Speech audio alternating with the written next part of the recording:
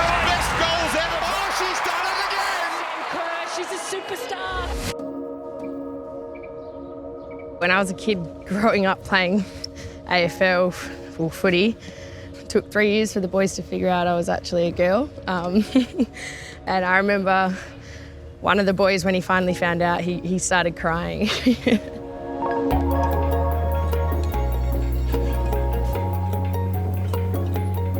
Honestly, when I think of Perth, I think of my family. It just is home to me. I don't think of Perth as a place, I just kind of think of it as who I am. It was just a really small town. Could be a bit boring at times, but I think that's why we were doing our own thing and getting up to mischief. We had a huge hallway and it was perfect to curl the ball from the lounge room and get it in the study. Everyone that came around had a go at trying to kick this ball, and that was like our family thing. Everyone would have a go every night and the whole house was torn apart. It was just like mayhem. Can't remember anything other than AFL when I was a kid because I always had a footy in my hand, always at my games or at Daniel's games or at the footy club. Mum and Dad are life members. Yeah, I loved it. They are some of my best memories. I used to live at the footy club, just playing all the time, and then it just got way too rough, way too quickly.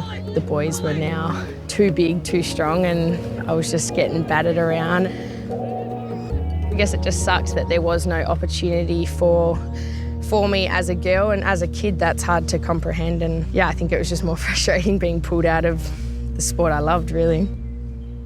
I know when you go to a clinic, they're like, how many juggles can you do? I'm like, none. She's got better dribbling skills than me. Look at her. She's a soccer dog.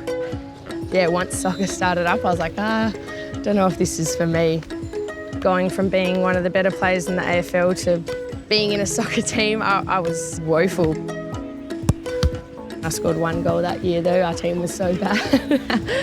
I wish that I made it my goal and my dream earlier because it took me till I was about 18 to really take myself and my sport seriously. I debuted for the national team at 15. None of my family came to my first game for the Matildas. I told them not to come.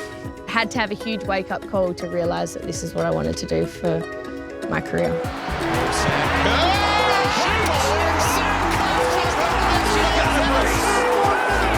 She's a superstar. I knew straight away that it was a serious, serious injury. The hardest part about being injured is the mental side of things. It's probably like the lowest point I've ever been in my life and career. So I told my mum I've just got to get out of here, and all I wanted to do was just be with you. How's a tough time? Because you had doctors saying like your career's over, like, and for an athlete to hear that would be like devastating. Remember when I was in that shopping centre and I had that breakdown? And you were like, you need to pull it together. You were like crying at the dips. You were like, I don't know what dip I want. Yeah, she helped me a lot through my injury.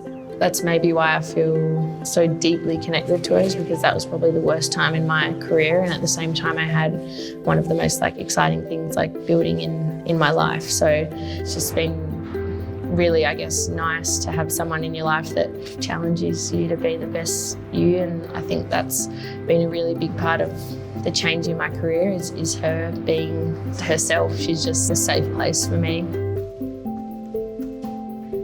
The last 3 or 4 years I've just completely been my stubborn self, and it's allowed me to be the best person I am. And I think as an athlete, it's kind of that never-ending thing. You always want more, you always want to be better. I know how lucky I am to be a professional athlete. I want to win a World Cup, I want to win an Olympic medal, but I just want to keep enjoying myself. Can't see myself anywhere else.